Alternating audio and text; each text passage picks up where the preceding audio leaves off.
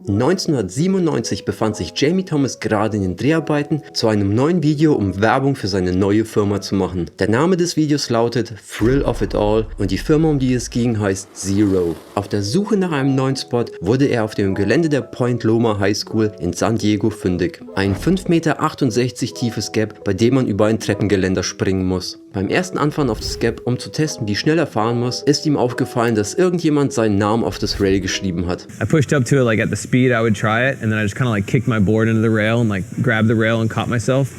And then I saw there was writing underneath my hands, and then I picked my hands up, and then written on the rail said Jamie M. Thomas Gap. So some kid at the school had like declared that was my gap. Ab dem Moment wusste er, dass er es probieren muss. Er ist ein paar Mal angefahren, aber hatte noch zu viel Respekt, da er so ein tiefes Gap noch nie gesprungen ist. Anyway, I pushed up to it like 5 or 10 times, and the fear was just so like, it was, you know, so much that I was like, I don't know how I'm gonna get over this, because I've never tried to jump off anything that high. Er und seine Kumpels hatten zu der Zeit ein Ritual, bei dem sie sich die Hand drauf gaben, beim nächsten Try zu committen. Commitment handshake. You gave your bro a handshake and it meant there was no turning back. Like the next try, you were committing no matter what. Das hat er dann auch mit seinem Kumpel Adrian Lopez so gemacht. So ist er dann angefahren, abgesprungen, machte einen Melon Grab, verbrachte eine gefühlte Ewigkeit in der Luft. Es herrschte Stille bis auf die Kamera von Grant Britton. Thomas landete und das Brett zerbrach durch den Aufprall in der Mitte und weil er mit dem hinteren Fuß minimal zu mittig war. Er rollte sich ab und stand sofort wieder auf. Die Anwesenden jubelten und eine Legende war geboren. Aber drehen wir mal die Zeit ganz kurz zurück ins Jahr 1995. Jamie Thomas wurde von Toy Machine gesponsert, führte Regie für Videos, war Teammanager und hatte den letzten Part in einem der besten Skate-Videos der 90er.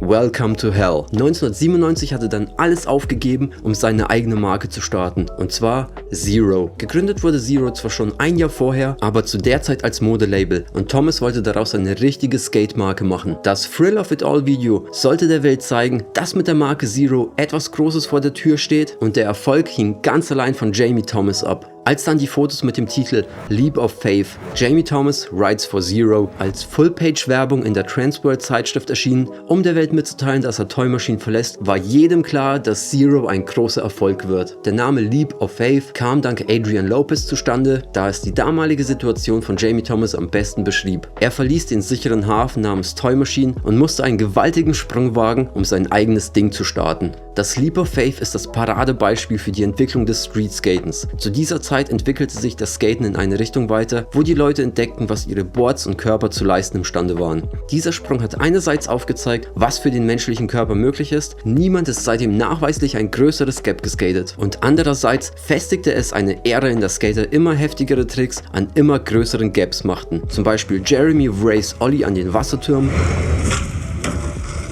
oder Ali Boulalas Versuch an den Lyon 25. Apropos Lyon. Zusammen mit dem Leap of Faith sind das die zwei größten Gaps im Streetskaten, die jemals nachweislich probiert wurden. Das Leap of Faith ist 5,68 Meter hoch und Lyon 4,49 Meter. Dafür muss man für die 25 Stufen in Lyon um einiges weiter springen. Der Impact ist beim Leap of Faith Gap aber noch ein ganzes Stück heftiger. Warum hat Jamie Thomas den Sprung nicht noch einmal versucht? In einem Interview mit The Nine Club teilte er mit, dass er es zwischen 1998 und 2001 mehrmals vorhatte, aber mehrere Verletzungen und Operationen ihn daran gehindert haben. So I had 3 years, 3 knee surgeries in a row. And it just started to become like, that's not worth it. Danach hat er sich nicht mehr jung genug und fit gefühlt für so ein großes Gap und wollte mal wieder etwas länger am Stück skaten können. Das Risiko, sich wieder zu verletzen und seine Skate-Karriere zu gefährden, war es einfach nicht wert, und der missglückte Versuch 1997 hat seinen Zweck ohnehin erfüllt, um Werbung für seine neue Firma zu machen. Versucht haben es danach einige Inline-Skater und ein weiterer Skateboarder namens Richard King. Er brach sich dabei ein Bein. Den Sprung hat niemand geschafft.